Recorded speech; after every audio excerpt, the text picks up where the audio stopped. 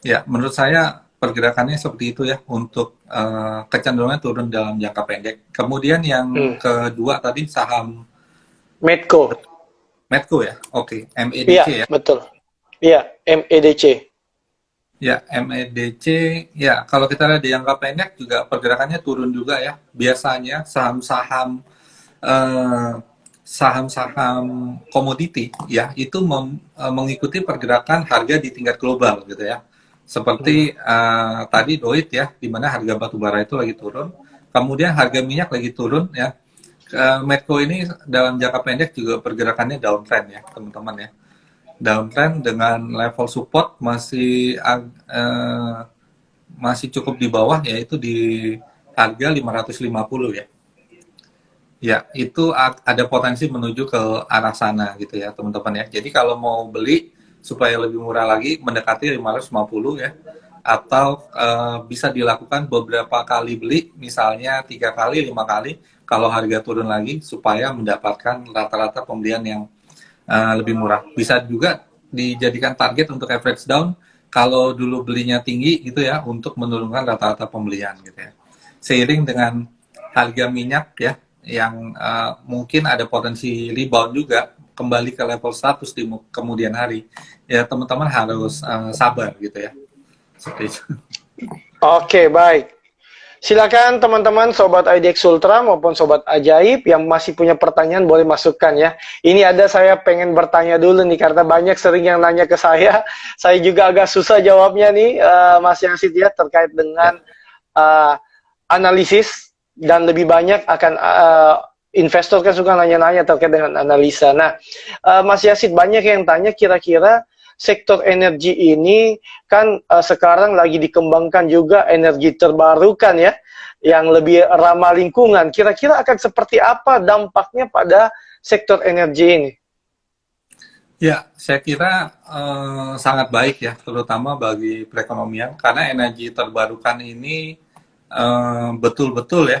Pertama eh, dari sisi polusinya ya, hampir kalau bisa hydro itu tidak ada polusinya, tetapi menghasilkan energi ya. Kemudian nanti ada solar panel, kemudian ada tenaga dari Hmm. angin dan lain-lain gitu ya. Itu dampaknya sebenarnya sangat bagus buat perekonomian gitu ya. Kalau misalnya untuk menyaingi misalnya energi yang dihasilkan dari minyak dan juga batu bara gitu ya untuk menggesernya, saya rasa masih cukup jauh. Perlu waktu Hmm. mungkin belasan tahun atau mungkin puluhan tahun gitu ya. Dan di Indonesia sendiri kan batu bara ini masih melimpah gitu ya. Baru digali itu kurang dari 10%, tetapi pemerintah membatasi kuota supaya tidak terjadi kerusakan lingkungan juga gitu ya. Dan juga masih untuk hari esok tuh masih terpenuhi. Jadi listrik yang kita nikmati sekarang ini masih berasal dari batu bara gitu ya. 70% lebih itu pembangkitnya batu bara gitu ya. Tetapi Pak Jokowi memang saya lihat cukup apa ya mendorong supaya lebih ke EBT gitu ya. Jadi memanfaatkan ya karena memang uh, yang namanya energi fosil itu semakin lama kan semakin habis gitu ya. Dan itu tidak bisa diperbarui. Bukan tidak bisa, butuh waktu jutaan tahun gitu ya. Mau nggak mau Hmm. kita harus menggunakan alternatif energi ya. Terutama di Indonesia ini kan sebenarnya kaya kaya sekali akan sumber daya alam, bahkan dari air itu bisa menghasilkan listrik, di mana banyak sungai ya, kemudian banyak air terjun itu bisa dimanfaatkan untuk hidro ya, dan juga kita berada di garis katulistiwa mas. Artinya suplai matahari itu sangat cukup gitu ya. Ditambah lagi mungkin eh, energi mungkin dari biomass gitu ya, biomass misalnya dari cangkang sawit ya atau bekas-bekas perkebunan gitu ya, itu bisa Hmm. menghasilkan listrik juga gitu ya. Dan juga kita punya geothermal yang belum dimanfaatkan ya, yaitu gas dari dalam bumi yang bisa menggerakkan turbin dan menghasilkan listrik ya. Cuma memang investasinya itu agak sedikit mahal gitu ya. Tetapi banyak yang mau mendanai gitu ya, karena itu salah satu penghasil energi yang ramah lingkungan. Nah, saya rasa ini ke depannya ini harus digalakan gitu ya. Tetapi kalau untuk menggeser yang energi fosil itu mungkin butuh waktu gitu ya. Tidak Hmm. secepat yang kita bayangkan gitu. Oke, berarti nggak perlu terlalu panik ya yang sudah pegang saham-saham energi, batu bara dan lain-lain. Masih butuh waktu mungkin, jadi kita masih hold ya. Tapi mungkin kalau untuk jangka yang sangat panjang, mungkin kita perlu pikir-pikir lagi ya, karena mungkin energi ini akan tergantikan ya. Oke, mungkin saya cari 2-3 pertanyaan terakhir ya, Mas Yasid, karena waktu juga. Mohon maaf nih yang belum terjawab, banyak juga di luar saham energi ya, tapi nggak apa-apa. Oke, saya tanya, ada lagi pertanyaan dari Satria Awe terkait dengan saham Akra. Akra, gimana kira-kira prospeknya untuk saham Akra? Ya, saham Akra ya, kita lihat dalam 3 hari terakhir nih candlenya merah gitu ya. Jadi ini kecenderungannya turun. Kemudian kalau secara volume sebenarnya biasa-biasa aja gitu ya. Artinya penurunan yang terjadi ini tidak diselingi dengan kepanikan yang cukup tinggi gitu Mas ya. Jadi tetapi potensi penurunan masih ada gitu ya. Menurut saya ini ada potensi ke 1.100 ya harganya. Jadi kalau teman-teman mau cut loss silakan. Kalaupun misalnya mau beli lagi, nunggu sebaiknya di level support tersebut. Ada potensi ke 1.100 gitu ya. Akra ini kinerjanya cukup baik ya, dan dia ada pendapatan dari yaitu area bisnis gitu ya, yang ada di Jawa Tengah ya atau Jawa Timur gitu ya. Itu kan menjadi pendapatan tambahan bagi Akra ini gitu ya. Dan harga minyak pun saya rasa potensinya masih bisa naik lagi gitu ya. Kalau secara valuasi kita lihat ROE-nya cukup lumayan 19%, PBV-nya 2,37 ya. Ini memang ada di fair value-nya gitu ya. Dan juga ada potensi turun. Kalau teman-teman mau cut loss silakan ya. Tetapi kalau baru mau beli ya lebih baik di level support supaya kita nggak beli di pucuk, besoknya kita baru beli di portofolio kita merah gitu. Tapi kalau di level support kan masih ada tahanan-tahanan gitu ya Mas ya, supaya nggak turun lebih dalam. Tetapi ini menurut saya jangka pendek masih ada penurunan. Secara jangka menengah panjang saham ini uptrend ya. Sehingga ini bisa dikatakan koreksi minor, menurut saya ada potensi ke 1.100, baru dia ada potensi berbalik, atau memang turun lagi ke bawah menuju ke support kuatnya ya.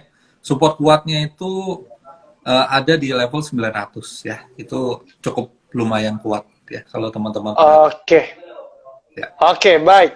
Selanjutnya, nah ini cukup banyak juga yang bertanya terkait dengan saham Indika Energi, seperti apa prospeknya? Ya, Indi ya.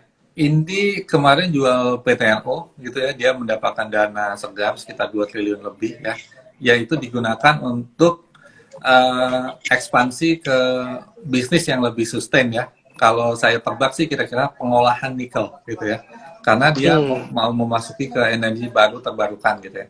Pergerakan harga sahamnya dalam jangka pendek ya, itu bergerak uptrend gitu ya teman-teman ya. Sempat ada volume yang cukup tinggi juga ketika berada pada periode uptrend tersebut ya. Saya rasa ini potensinya masih bisa naik ya, tetapi kita mungkin jangan terlalu greedy. Sekarang harga di 2.800, mungkin 3.000 kalau misalnya ada sinyal-sinyal misalnya shooting star udah nggak mampu naik lagi, lebih baik take profit gitu ya. Sekarang potensinya masih bergerak naik. Kalau mau jual, ambil profit gitu ya, di dekat-dekat resisten tuh lebih bijak. Jadi kita tungguin aja dekat-dekat 3.000 baru kita jual gitu ya. Tapi kalau 3.000 ini terlampaui gitu ya, ini mungkin teman-teman bisa perhatikan kelipatan 250 ya, 3.250, 3.500 gitu ya. Kalau secara valuasi sih murah-murah saham batubara gitu ya, termasuk Indi ini gitu ya. Jadi menurut saya masih cukup potensial pergerakan harga saham naik didukung oleh volume dengan target harga terdekat di 3.000. Masih bisa dikip. Oke, baik. Demikian untuk analisa saham Indi. Satu lagi mungkin ya, terakhir saham, ada yang tanya tadi ya, Bumi dan BRMS. Ya. Ya, saham Bumi ya teman-teman ya. Ya, Bumi ini penghasil batu bara terbesar di Indonesia ya. Tetapi mungkin kalau secara laporan keuangannya kurang menarik dibandingkan dengan emiten batu bara besar lainnya seperti Adaro, ITNG ya teman-teman ya. Nah, dalam jangka pendek ini pergerakannya sebenarnya naik ya teman-teman ya. Jadi kalau kita lihat memang ada akumulasi ya dari salah satu investor asing di saham ini gitu ya. Ya kemungkinan masih bisa naik ya karena candle pada hari ini bodinya cukup panjang, diikuti juga dengan kenaikan volume. Kalau secara teknikal ini tandanya dia lagi kecenderungannya bullish seperti itu ya. Dan mulai golden cross lagi menurut stokastik di area netral dan belum menyampai ke level overbought-nya gitu ya. Jadi yang terdekat ini ada potensi dia ke 118 ya, ataupun level tertingginya ini dalam beberapa bulan terakhir itu di 122. Ada potensi ke sana lagi gitu ya. Saya lihat seperti itu ya. Uh, ya, mungkin jangka Iya, pendeknya satu lagi. naik ya. Ya. Kemudian Baik, satu lagi ada, ya, BRMS. Ya, BRMS ini saham mineral ya, termasuk ada precious metal atau logam berharga seperti emas, dia punya cadangan. Kalau kita lihat harga emas ya, harga emas gold ya, gold itu kembali kecenderungan naik lagi ya di minggu ini, bahkan di 1 bulan terakhir itu kembali naik gitu ya. Mungkin ini karena ada stagflasi di negara-negara maju sehingga perlu safe haven, salah satunya adalah ke emas gitu ya. BRMS sekarang pergerakannya cenderung sideways ya, dengan level support terdekat itu di 220, kalau turun lagi penopangnya itu di 214, support kuatnya tuh ada di 200 gitu ya. Potensi pergerakan turun ada ya, karena ini kita lihat bergerak cenderung turun secara candlestick, artinya terjadi lower low gitu ya, atau lower high ya, dengan potensi yang terdekat menuju ke sekitar 216 ya gitu ya. Dan secara volume ini belum ada tanda-tanda bahwa dia akan kembali rebound, kembali bullish lagi gitu ya. Jadi menurut saya masih wait and see di saham ini gitu ya. Oke, baik. Saya rasa sudah cukup banyak pertanyaan yang kita jawab, diskusikan pada sore hari ini. Mohon maaf bagi teman-teman Sobat IDX maupun Sobat Ajaib yang mungkin pertanyaannya belum terjawab. Insya Allah nanti di live IG selanjutnya ya. Nah, mungkin terakhir, sebelum menutup diskusi kita, Mas Yasid mungkin bisa disampaikan closing statement sekaligus kesimpulan, dan mungkin bisa dikasih juga nih strategi-strategi yang bisa kita lakukan khususnya dalam berinvestasi di saham-saham sektor energi. Silakan Mas Yasid.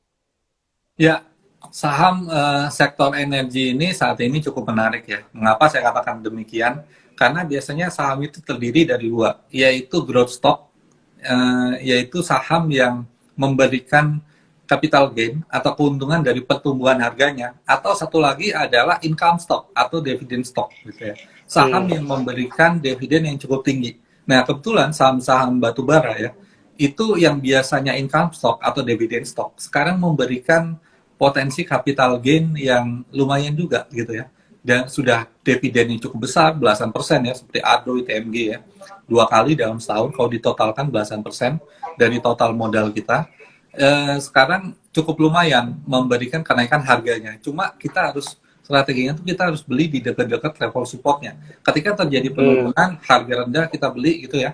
Kalaupun misalnya harga sahamnya tetap di situ-situ aja, saya optimis ini akan terjadi peningkatan. Karena secara valuasi kan cukup rendah ya.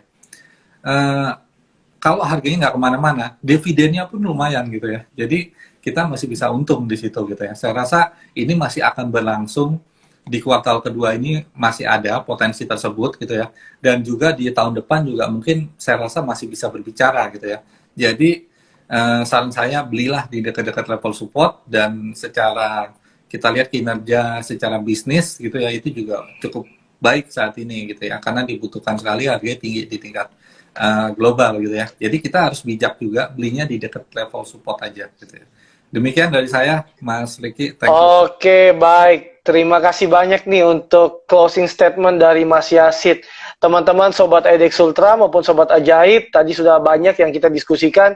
Bagi teman-teman Sobat IDX atau Sobat Ajaib yang mungkin ketinggalan diskusi kita, silakan follow Instagram kami @idx_ultra dan @ajaib_investasi. Kami akan repost ya di IGTV kami, terutama di IDX Ultra. Tadi cukup banyak diskusi kita terkait dengan sektor-sektor di sektor energi ini ya.